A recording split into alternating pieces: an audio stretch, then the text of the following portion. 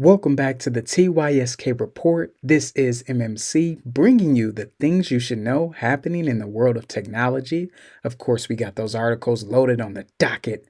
So let's jump in. In our first article, we have EV buyers can soon get the 7,500 tax credit at time of purchase. Starting in January, the IRS will make the $7,500 federal EV tax credit available immediately via dealers. The Treasury Department announced the update on Friday, noting that dealers will have the option to reduce the purchase price of the vehicle or provide cash to the buyer. Buyers must still be sure they meet income eligibility requirements, among other rules, either for the prior or current year.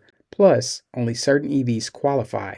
That remains a sticking point for folks who are interested in vehicles that don't, such as Toyota's RAV4 or Prius Prime hybrids, because they are not assembled in North America. So just to give you a little bit more insight to those requirements, the credit is available to individuals and their businesses. To qualify, you must buy it for your own use, not for resale, and use it primarily in the US. In addition, your modified adjusted gross income may not exceed $300,000 for married couples, $225,000 for heads of households, and $150,000 for all other filers. The IRS says buyers will sign paperwork to transfer their credit to dealers, and dealers will give buyers required disclosures, including written confirmation that the vehicle they're buying is eligible for a credit and the credit amount. The IRS says it'll send dealers advance payments within 72 hours, and buyers will have to pay back the IRS later if it finds they don't actually qualify. So it looks like this will just be more incentive for people to move towards electric vehicles.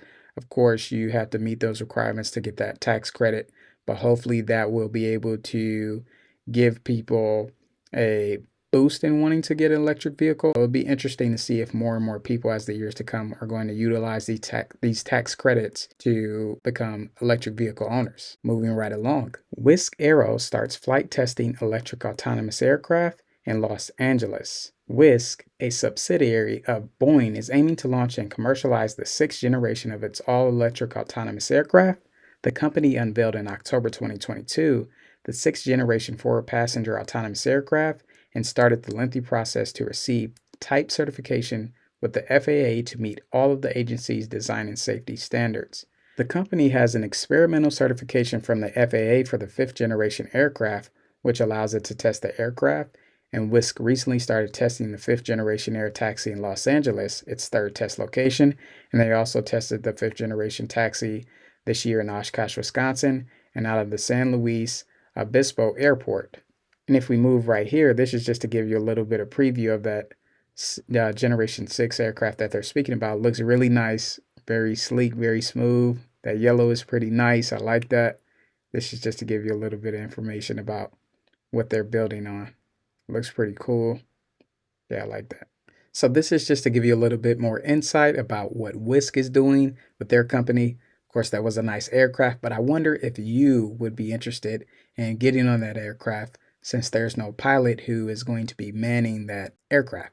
In addition to that, it also gives you some insight that they're not only building for autonomous transportation on the road, they're also doing it for the air.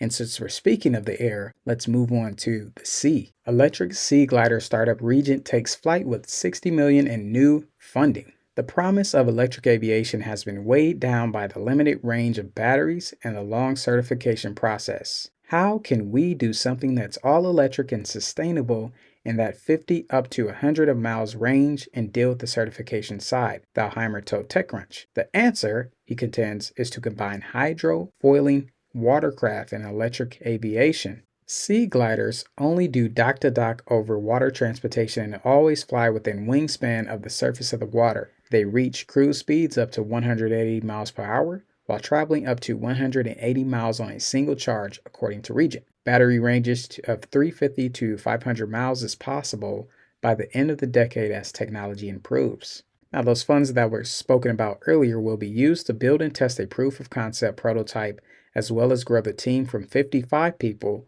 to about 100 in 2024. The company plans to start trials next summer, with the first human flight by the end of 2024.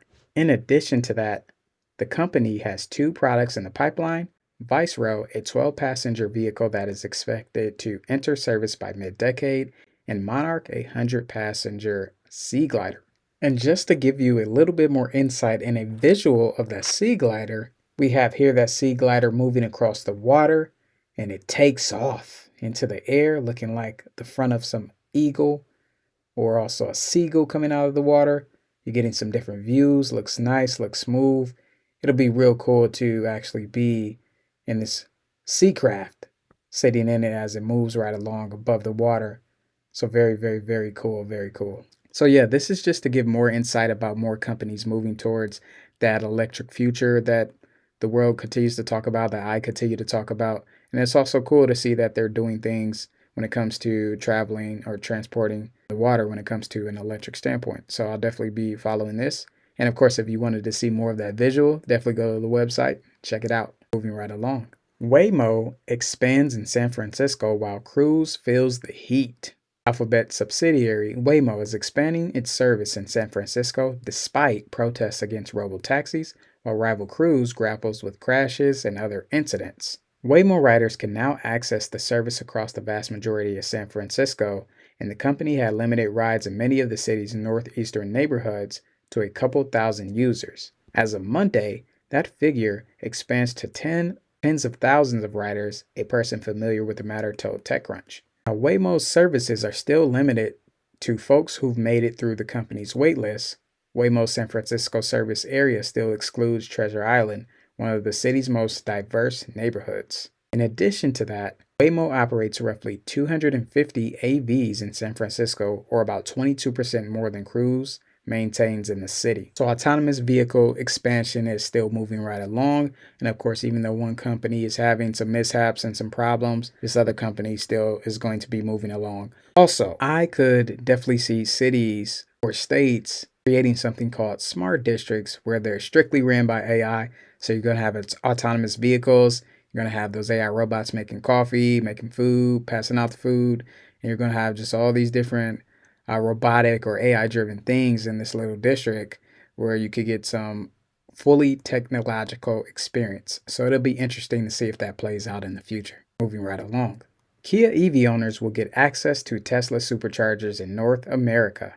Kia drivers that own electric vehicles will be able to use 12,000 Tesla superchargers across the United States, Canada, and Mexico.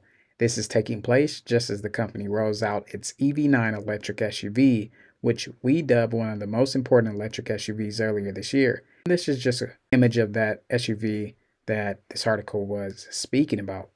Now, Kia said it plans to build the NCAS port, which is the most common charging standard, into all of its new electric vehicles that go on sale in North America starting in the fourth quarter of 2024. Many American and foreign car makers have looked to Tesla's network of 50,000 superchargers across North America as a crutch.